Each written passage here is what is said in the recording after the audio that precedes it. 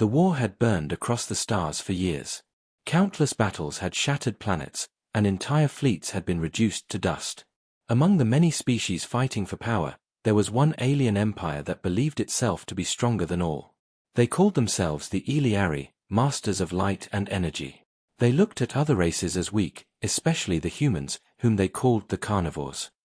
To the Eliari, humans were dangerous predators, brutal and savage, not worthy of respect. In the middle of this endless war, a young Eliari girl found herself left behind. She was no soldier, no fighter, just a child caught in the fire of war. Her people had been ambushed during a desperate retreat. Explosions ripped through their ship, and alarms screamed as the vessel broke apart. In the chaos, the child was thrown into an escape pod. The pod launched into the void, spinning helplessly, with its navigation systems broken. Her family and her people never searched for her. In their eyes, she was already gone. No signal came from her pod, no voice called out from the void. The Eliari simply moved on, leaving her memory behind. To them, she was lost forever. But fate had other plans. The pod, damaged and broken, drifted for days, then weeks. It was pulled by gravity toward a blue planet on the edge of space. The child lay weak inside, her small body barely holding on. Her skin was pale, her breathing shallow. She thought of her people's last words about this world, Earth, the home of the carnivores. Her people told stories of humans, beasts who hunted, tore flesh with their teeth, and spread across the stars like predators. To fall into their hands was worse than death. The pod entered Earth's atmosphere like a falling star. Fire licked its sides as it tore through the sky, leaving a trail of smoke and light. In a small rural region, farmers and villagers looked up in shock as the burning object screamed across the heavens. Some thought it was a meteor, others a weapon. When it struck the earth, the ground shook, leaving a smoking crater in the fields. Soldiers were the first to arrive. Earth's defense forces quickly surrounded the crash site, weapons ready. They moved with caution, expecting an alien attack. What they found instead was silence. Inside the pod lay a fragile figure, an alien child, wounded, her body shaking with every shallow breath. Her strange glowing skin and delicate features marked her as not human. Yet her size, her small trembling hands, and her wide frightened eyes showed the truth: she was only a child. The soldiers hesitated. For years, humanity had fought against different alien threats. Many saw aliens only as enemies to destroy. And now, lying before them, was one of those enemies, a helpless little girl. "Orders?" one soldier asked, his rifle still aimed at the child. The commander frowned. He had fought wars, he had seen soldiers die, and he had lost friends to alien weapons. But as he looked at the girl, weak and near death, he did not see an enemy. He saw someone abandoned, someone alone. "She's just a kid," the commander finally said. "Lower your weapons." The soldiers looked at one another in disbelief.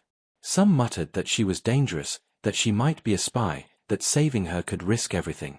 Others stayed silent, their eyes softening as they saw the child struggle to breathe. Medical teams rushed forward. They carried the girl out of the broken pod, placing her gently on a stretcher. Machines beeped as they checked her vital signs. She was alive, but only barely. Without help, she would not survive the night. As the convoy carried her away, whispers spread. The alien girl was taken to a secure human base, hidden from the public eye. Scientists wanted to study her, soldiers wanted to question her, but doctors only wanted to save her life. That night, as she lay on a bed in the medical wing, her mind drifted in and out of darkness. Through blurry vision, she saw the humans moving around her. Their faces were strange, their bodies tall and strong, their eyes sharp. Fear gripped her heart. Were these the carnivores her people had spoken of? Would they tear her apart when she was too weak to fight? Yet, she felt something different. The humans did not harm her. They wrapped her wounds, gave her water, and spoke to her in gentle voices even though she could not understand the words. Their tone was calm, not cruel. For the first time, doubt entered her mind. Could it be that her people were wrong about the humans? Far above, in the silent void of space, the Eliari fleet continued its war. They did not care where the girl had fallen. To them, she was already dead. But on Earth, her story was only beginning. The humans had chosen not to abandon her. They had chosen to save her. And in that choice, the seeds of something greater were planted, something that would shake the stars. The alien girl lay unconscious in the human medical wing. Machines kept track of her heartbeat, and a soft light glowed across her strange skin. To the humans, she was both a mystery and a problem. Soldiers guarded the door. Doctors whispered about her injuries. Scientists pressed for access, eager to study her alien body. But the biggest question was still unanswered: what should humanity do with her? Inside the command room of the base, the debate began. The commander who had first found her stood at the center of the room, arms crossed, his face hard. Around him sat officers, doctors, and advisors. A large screen showed the girl's image, small and fragile in her bed. "She is an enemy," one officer said firmly. "Her people attacked our ships last year. They burned our colonies. Now one of their kind has fallen into our hands. We cannot show mercy." Another officer nodded. "The Eliari call us carnivores. They see us as monsters. If we save her, what will stop her from going back to her people and telling them everything about us? This is a risk we cannot take." The doctor, a woman with calm but sharp eyes, spoke next. "She is a child. Look at her. Weak. Helpless. Barely alive. Is that what you fear? A dying girl?" The room grew quiet. The officers shifted uncomfortably. "She is Eliari," the first officer repeated. "Her kind cannot be trusted. Every alien race we've met has tried to destroy us. You want us to risk our people for her?" The doctor leaned forward. "Yes. Because if we only see her as an enemy, then we are no better than the monsters she was taught to fear." The commander finally raised his hand, silencing the voices. His eyes narrowed as he looked at the screen. He had fought in more battles than anyone in the room. He had seen alien cruelty, had buried human soldiers with his own hands. He understood the danger. And yet, as he stared at the child, he also saw something else, a chance to prove that humanity was different. "Doctor," he said at last, "what are her chances?" "Without treatment," the doctor replied. "She will die within hours. With care, she can survive." "And if she survives," the officer interrupted, "she becomes a threat." "No," the doctor said. "If she survives, she becomes a choice. We choose who we are by how we treat her." The room was silent again. The commander closed his eyes for a moment, then spoke. "We save her. That is the order. But she is to remain under guard at all times. No information leaves this base. She is not a prisoner, not yet, but she is not free either." The officers were uneasy, but they obeyed. The soldiers followed their commander's word, as they always had. And so, the alien girl's life was spared. In the medical wing, nurses worked quickly. They stitched wounds, replaced fluids, and monitored her strange alien body. Her skin pulsed with light as though energy ran beneath it. They could not fully understand her biology, but they understood enough to keep her alive. The girl stirred once, her eyes half opening. She saw shadows moving around her. Tall figures with strong hands. Cold instruments that touched her skin. Voices she could not understand. Fear surged through her weak body. Were these the carnivores her people warned about? Her breathing quickened. A nurse reached out, placing a gentle hand on her shoulder. The human voice was soft, reassuring. Though the words meant nothing to the girl, the tone carried comfort. Slowly, her panic faded, and she drifted back into unconsciousness. Meanwhile, rumors spread through the base. Soldiers whispered in the halls. Some said they were keeping a dangerous alien alive. Others said it was a test, a trap, or a secret weapon. Few believed it was just a child. In the mess hall, one young soldier spoke loudly. "They say she's Eliari. If that's true, she'll never see us as anything but beasts. What's the point in saving her?" An older veteran replied quietly, "Because if we kill children, then maybe the Eliari are right about us." The words silenced the room. That night, the commander walked alone into the medical wing. The guards saluted him, and he waved them aside. He stood by the child's bed, looking down at her small frame. She was fragile, nothing like the warriors he had fought in space. Her skin glowed faintly, casting soft light across the room. For a moment, he wondered if this fragile being could truly come from a race so cruel. "You should not be here," he whispered to her sleeping form. "But you are. And now, your life is in our hands." He did not know if his choice was right or wrong. He only knew that humanity's path often came down to moments like this, when mercy was harder than war. Outside, the stars watched silently. Somewhere far above, the Eliari Empire continued its battles, unaware that their abandoned child was alive. Humanity had chosen to save her.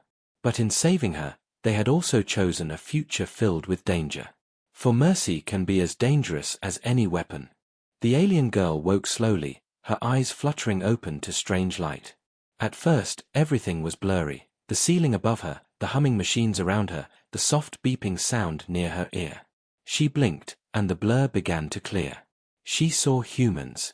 Tall figures moved across the room, their faces hidden behind masks, their hands covered with gloves. Their voices were deep and strange, their words unknown to her.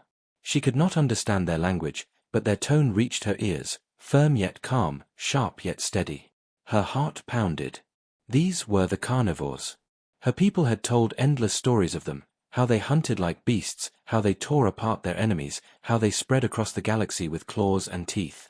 As she lay weak in the bed, she felt like prey. Every shadow around her seemed dangerous, every sound like a predator moving closer. Fear seized her small body. Her breathing quickened, and she tried to move, but pain shot through her side. The humans rushed closer when they saw her panic. One of them pressed gently on her shoulder, holding her down. Another raised a hand, speaking in a soft, soothing voice. She could not understand the words. But the tone, it was not cruel. It was not the voice of a hunter about to strike. It was the voice of someone trying to calm her. Her fear fought against the feeling of comfort. Were they trying to trick her? Were they pretending to be kind so they could use her later? Her people had always said humans were clever predators, able to smile while they hid their claws. The girl closed her eyes tightly, trembling. She thought of her home, of her family, of the Eliari who had left her behind. She wanted them. She wanted her own kind. Yet deep inside, she knew they had abandoned her. No rescue was coming. 4 days, she drifted in and out of sleep. Each time she woke, she saw the humans around her. They brought water to her lips, placed food on a tray, and helped her sit up. At first, she refused to eat. She feared the food was poisoned, that it would burn her from the inside. But hunger grew too strong. With shaking hands, she tasted it. It was strange, but not deadly. The humans watched carefully as she ate, and when she finished, they smiled. Their teeth were sharp, yes, but their eyes carried something she did not expect: warmth. One human doctor visited her often. The doctor was a woman with steady eyes and a calm face. She always spoke in gentle tones, pointing to objects, repeating words. Slowly, the girl realized the doctor was teaching her. "Water," the human said, holding up a glass. The girl blinked. She whispered the word, her voice weak. "Water." The doctor smiled again. Not the smile of a predator. The smile of someone proud. Still, fear did not leave her heart. At night, she lay awake, staring at the shadows. She imagined claws reaching for her, imagined sharp teeth waiting in the dark. She pulled the blanket up to her chin and closed her eyes tight. Yet no harm came. Only silence, broken by the steady sound of the machines keeping her alive. One evening, as rain tapped against the windows of the base, she found courage to look more closely at the humans.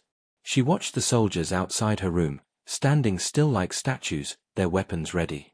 She wondered, were they guarding her, or guarding the humans from her? Later, she saw 2 nurses speaking softly. One of them laughed at something the other said. The sound was warm, like music. The girl tilted her head. She had never thought of carnivores as beings who could laugh. The commander visited again. He stood tall at the doorway, his eyes fixed on her. She tensed, her small hands gripping the blanket. He did not move closer, only watched. His face was unreadable, hard, strong, yet not cruel. After a moment, he gave a short nod and turned away. The girl did not understand it, but something in that nod felt respectful. As days passed, her fear began to change. It did not vanish, but it grew smaller, weaker. In its place came questions. Why were they helping her? Why had they not left her to die in the crater? Why did they treat her wounds and bring her food, when they could have used her as a weapon, a tool, or even prey? The Eliari had always called humans beasts.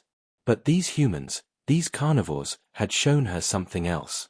Still, her trust was fragile, like glass that could shatter at the smallest crack. Every kind gesture made her curious. Every small smile made her doubt the stories of her people. Yet in her heart, one fear remained. What if her people came back for her? What if they saw her living among the carnivores? Would they call her a traitor? Would they destroy the humans who had saved her life? As she lay awake that night, listening to the rain outside and the soft breathing of the nurses nearby, she realized one thing: her life was no longer only hers. By saving her, the humans had taken a risk. And because of that choice, both she and humanity were now bound together by fate. Far above the earth, in the dark sea of space, the Eliari fleet moved like silent hunters. Their ships glowed with pale light, elegant and sharp, cutting through the void. To the Eliari, the war against humans was not finished. They still believed the carnivores were a threat that must be destroyed. Among their commanders, whispers began. A faint signal had been traced. It was weak, almost gone, but it carried the mark of an Eliari escape pod. Some officers dismissed it. It must be debris, they said. No one survived. But one captain was not so sure. If there is even a chance, we must confirm. No Eliari should fall into enemy hands. And so, the Eliari turned their attention toward Earth. On the blue planet below, the alien girl was beginning to recover. Her wounds healed slowly under human care. She could sit upright now, though her body was still weak. She spent her days in the medical wing, surrounded by humans who spoke words she did not understand. The doctor continued to teach her small pieces of the human language. She learned words like water, food, friend. Each word was a bridge between her and the beings she once feared. But her nights were not peaceful. She dreamed of her people, of ships burning, of voices calling her weak, of being abandoned in the void. When she woke, sweat covered her skin, and fear gripped her heart. She wondered if her people even remembered her name. One evening, the base commander stood in the strategy room, looking at a large screen filled with maps and signals. His officers briefed him on new intelligence. "Sir, we've picked up long-range movement," one officer said. "Unidentified ships. They're keeping distance, but their path suggests interest in Earth." The commander's jaw tightened. "Eliari." The officer nodded. "Most likely. They're searching." The commander's eyes moved to the screen, then to the thought that haunted him, the girl. If the Eliari knew she was alive, they would come. Not to rescue her, but to erase her. An Eliari living with humans would be seen as betrayal, a shame on their empire. "Double security," the commander ordered. "No word leaves this base. The girl must remain hidden." The girl noticed the change. Soldiers patrolled more often. Doors that were once open were now locked. The humans spoke in tense voices, moving faster, sharper, as if danger was close. She sat on her bed, hugging her knees, her glowing skin dim. She could not understand their words, but she could feel their fear. And deep inside, she knew what it meant. Her people had found her. That night, she pressed her forehead against the cold window of her room. Beyond the glass lay the dark sky, filled with stars. Somewhere out there, Eliari ships drifted closer. Once, she would have felt relief, believing her people had come to save her. But now, she felt only dread. The Eliari had left her to die. If they found her alive, in the care of humans, what would they do? Would they see her as a traitor? Would they destroy the very beings who had saved her? Her hands trembled. She whispered to herself in her own language, a small prayer, though she did not know who could hear it. The humans, too, felt the shadow of danger. In the mess hall, soldiers spoke in hushed tones. "They'll come for her," one said. "The Eliari don't forgive weakness. If they know she's here, they'll wipe us out just to keep their pride." "Then why are we keeping her?" another muttered. "We should have let her die in the crater." The veteran from before spoke again, his voice low but firm. Because sometimes saving one life is worth the risk, even if that life changes everything. Back in the medical wing, the doctor sat beside the girl. She noticed the child's restless eyes, her fear. Gently, the doctor took the girl's small hand. "You're safe here," the doctor said softly, even though she knew the girl would not understand the words. But tone carried meaning, and the girl felt it. She looked at the doctor, her eyes shining with confusion and hope. She wanted to believe those words. She wanted to trust. Still, her heart whispered, "The shadows are coming." Far above Earth, Eliari ships adjusted their course. Their scanners had detected faint traces of their lost child. The commander of the fleet narrowed his eyes. "If she lives among the carnivores," he said coldly, "then she is no longer Eliari. She is a shame to us all. End this. Erase her." The order was given. Engines roared. Warships moved closer. On Earth, alarms blared inside the human base. The commander rushed into the control room. Screens lit up with signals of approaching ships. The Eliari were here. He clenched his fists. "They're coming for her." The soldiers readied their weapons. The base locked down. The alien girl sat in her room, the distant alarms echoing in her ears. Her body shook. She knew what was coming. The shadows of her people had arrived. And this time, they were not here to save her. The night sky above Earth was no longer peaceful. High in orbit, Eliari warships glowed like pale blades, their sharp edges cutting through the darkness. They had come in silence, but now their engines roared and their weapons hummed with deadly light. Inside the human base, alarms screamed. Red lights flashed across every hallway. Soldiers ran to their posts, loading rifles and preparing defense systems. The commander stood in the control room, his face hard as stone. On the main screen, the Eliari ships appeared larger and larger. "They're here for her," he said, his voice low but certain. The officers nodded grimly. Everyone knew. The Eliari had not come for peace. They had come to erase the girl. In the medical wing, the alien girl sat trembling on her bed. The sound of alarms made her chest tighten with fear. Through the window, she could see faint streaks of light in the sky, ships moving like hunters closing in. Her people. For a moment, she felt hope. Maybe they had not abandoned her. Maybe they had come to take her home. But the hope faded quickly. She remembered their cold eyes, their silence as they left her pod to drift into the void. If they had truly cared, she would never have fallen to earth. She pressed her hands over her ears, whispering in her own tongue, "Do not let them take me. Do not let them kill them." Soldiers gathered in the main hall, weapons ready. Some looked nervous, others angry. A young soldier whispered, "Are we really fighting a whole fleet just to protect one alien child?" The veteran beside him growled, "We are fighting because that's what makes us human. We don't abandon those in our care." The words spread through the ranks, steadying their hearts. The commander entered the hall, his voice strong. "Listen well. The Eliari have come to take what we protect. They see her as nothing. We see her as life. And tonight, we fight not for territory, not for power, but for one life. For her." The soldiers roared in reply, their fear replaced by fierce determination. In the skies above, the first Eliari strike began. Beams of white energy shot down toward Earth, burning through the atmosphere. Explosions lit up the ground near the base, shaking walls and throwing dust into the air. Human defenses roared back. Anti-air cannons fired streams of fire into the night, tracing deadly arcs across the sky. The battle had begun. The girl crouched low on her bed as the walls shook.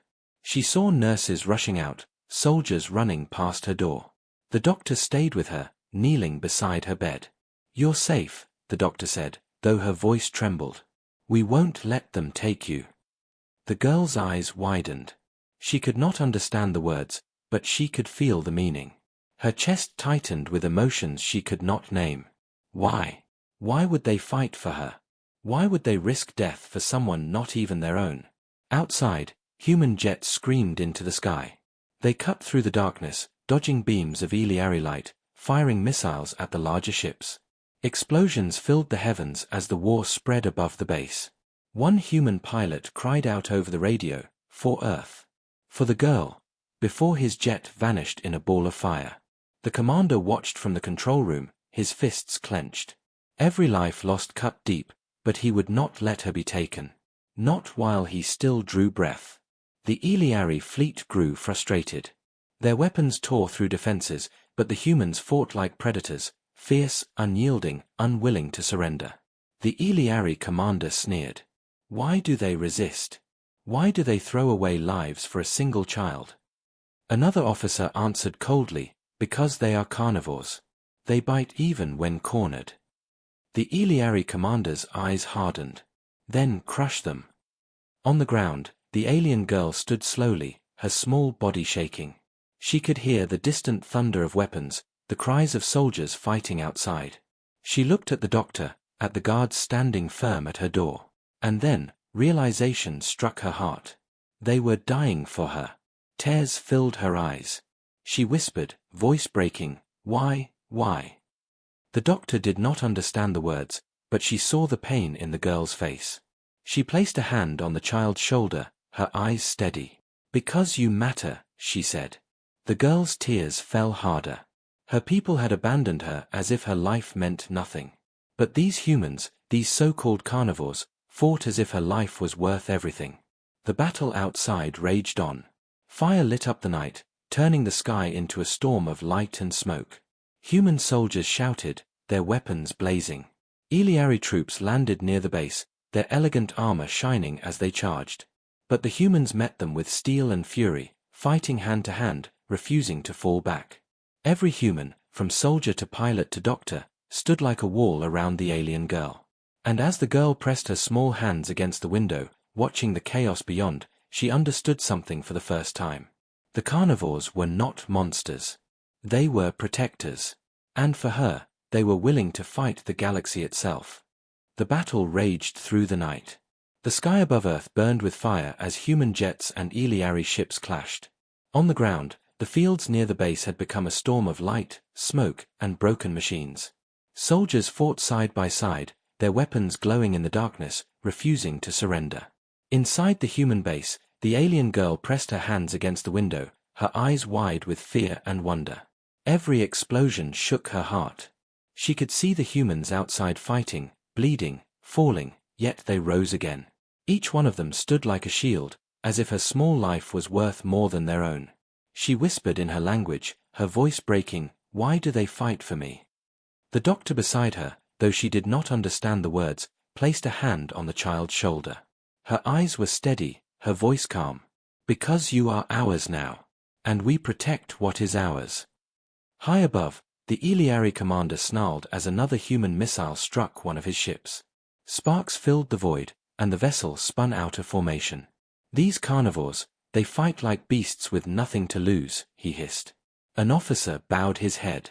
"Shall we retreat, Commander?" The commander's eyes burned with pride and anger. Retreat? For one abandoned child? Never. But deep inside, he feared the truth.